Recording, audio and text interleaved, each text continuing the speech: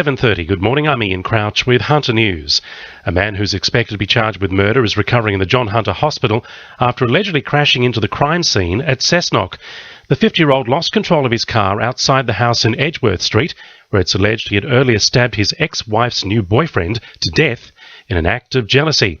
The Herald reports the victim, 48-year-old Michael Mode, was planning a romantic holiday with his girlfriend. Last night's big storm left around 6,000 homes without power across the Hunter. 3,000 of those were in the Port Stephens Shire alone, with strong winds bringing down tree branches and power lines.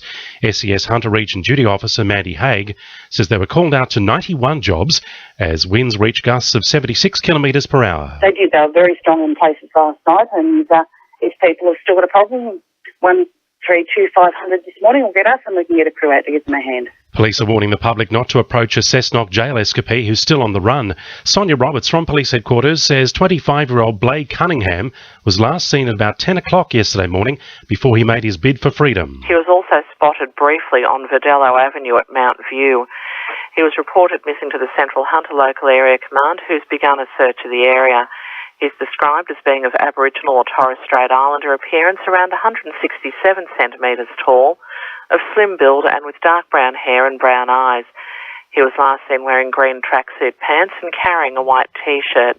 The long-awaited upgrade to the Maitland CBD has received a financial boost. Almost $10 million is going towards the city's levy project from the state government's Resources for Regions program.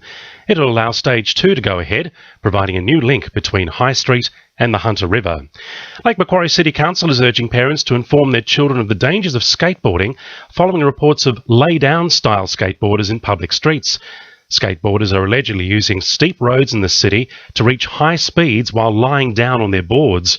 Rangers manager Keith Stevenson says the craze is risking the safety of skateboarders and motorists. You can imagine if someone turning into one of these streets collides with a skateboard rider, that's going to create a very serious injury and in turn create a very big problem for the driver of the vehicle that actually hits a child or a young person on a skateboard. And Cessnock CBD Stage 3 upgrade begins today, including planned garden works, paving repairs and landscaping.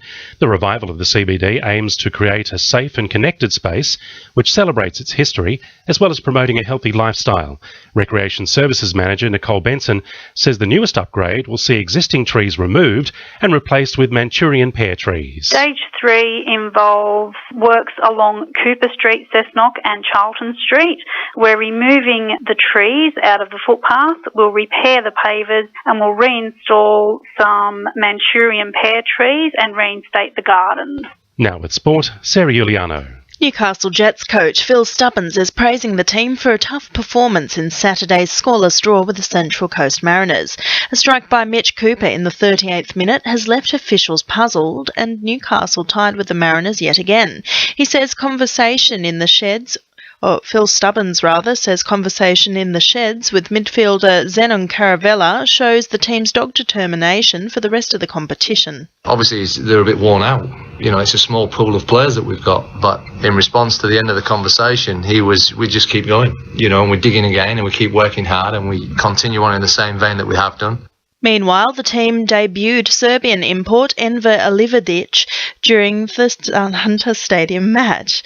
The 30-year-old arrived in Newcastle just 9 days prior to the match and gave a stunning performance, forcing a save from Mariners goalkeeper Liam Reddy in the 25th minute. And in Newcastle District Cricket, University are under pressure to secure an outright win to boost their minor premiership hopes following Saturday's 8-for-120, securing first innings points against Hamilton Wickham in the penultimate round of the competition.